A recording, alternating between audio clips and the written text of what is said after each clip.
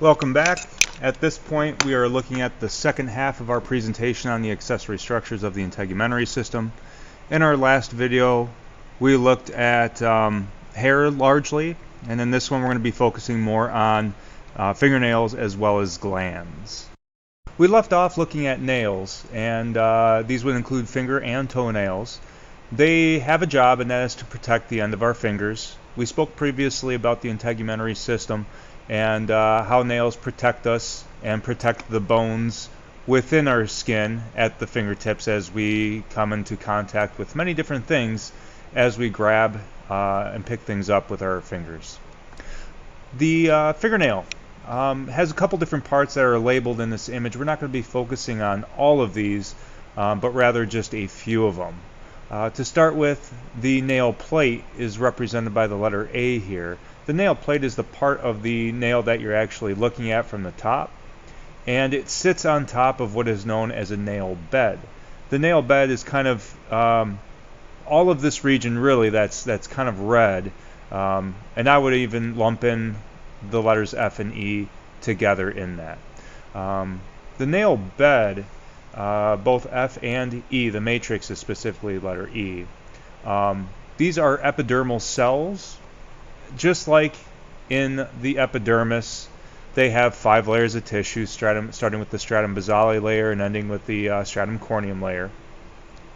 They go through mitosis and reproduce. As they do so, they keratinize, they die, they start to compact, and instead of on the surface of our skin, the dead cells, they're kind of shed off.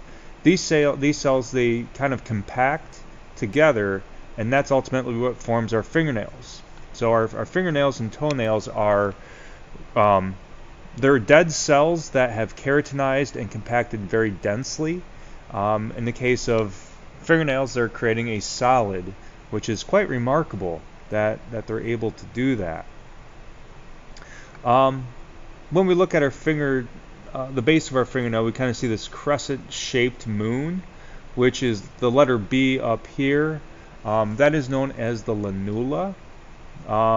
This is the region where the matrix right beneath it is going through mitosis the fastest.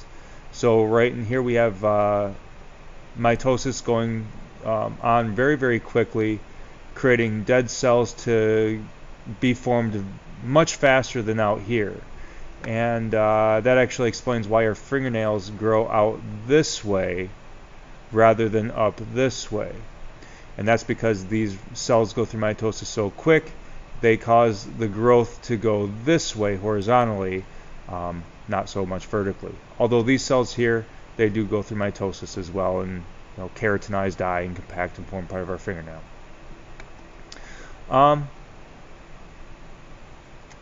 Moving on. Skin glands. We have 3 types of glands in our skin. They are sebaceous, sweat glands or sudoriferous, and ceruminous. We're going to speak about each of these in greater detail moving forward. We'll start with sebaceous glands. But before we do, I did want to mention this picture down at the bottom, as this is going to come up as we go through the remaining glands here. Glands are either merocrine, apocrine, or holocrine in nature.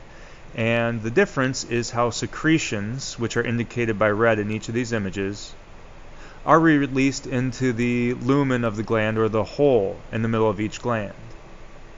Now as we look in the merocrine glands, we can see that secretions are secreted from cells directly into the lumen or the opening, and then they travel upward through the tube.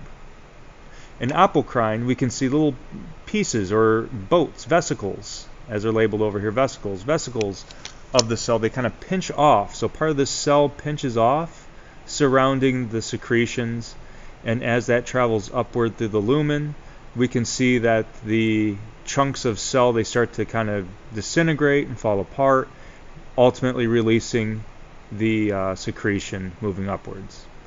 And the last one is holocrine. These ones, secretions stay within the cell, but entire cells enter the lumen.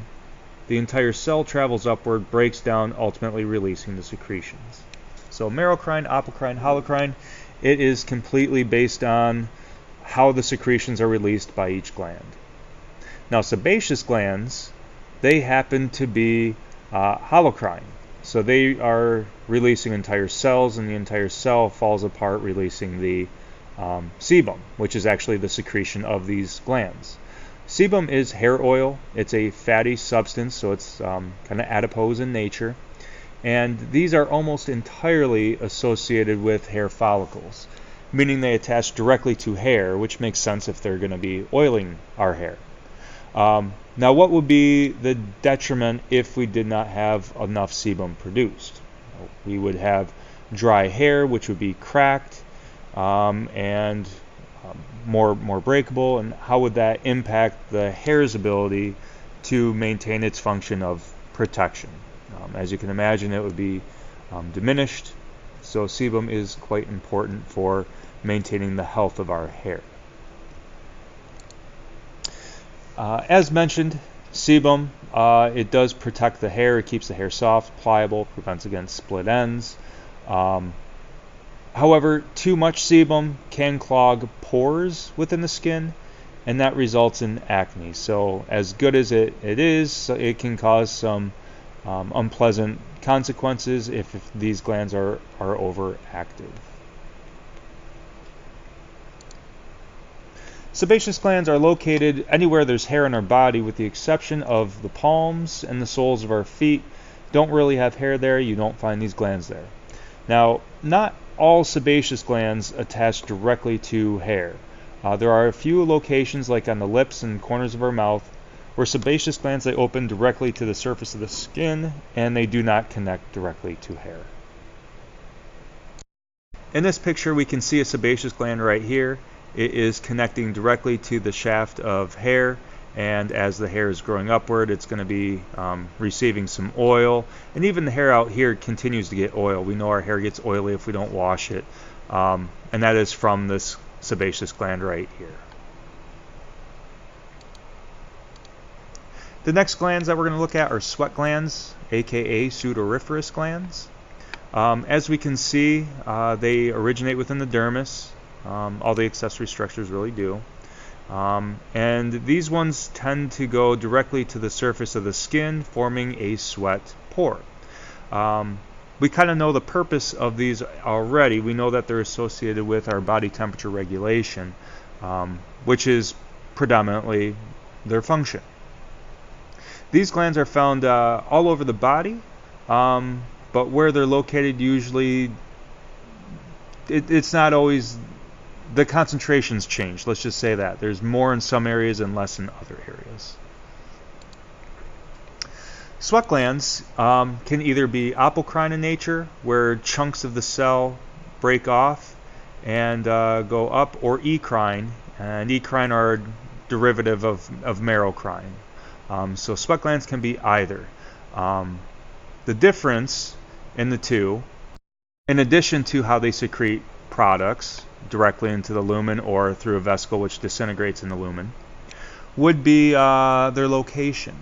Merocrine sweat glands secrete sweat directly to the surface of the skin, and the apocrine sweat glands actually secrete water and sweat onto hair, similar to sebaceous glands.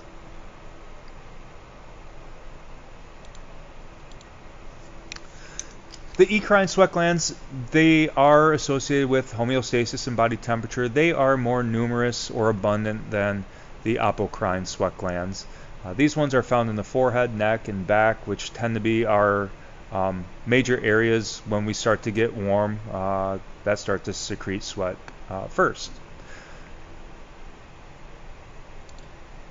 However, apocrine sweat glands are also associated with homeostasis. These ones are found attached to hair. These ones can be found in our axillary regions, our armpit, groin, nipples, and while they do secrete sweat when we are warm, they also become active when we become emotionally disturbed, frightened, sometimes in pain.